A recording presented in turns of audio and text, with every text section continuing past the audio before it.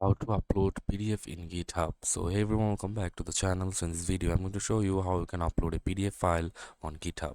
So first of all, you need to log into your GitHub from the official github.com website, and after logging in you will see this dashboard like this, and then you have to click on the plus icon from here and click on your repository, and after that you have to give a name to your repository, like I'm giving PDF, and you can give a description, that's optional, and you must do the privacy to public, and then you just click on the create repository. And after creating the repository, you have to scroll down and see the option like get started by creating a new file or uploading an existing file. You just have to simply click on the uploading an existing file and click on choose your files, and then you just have to select the PDF.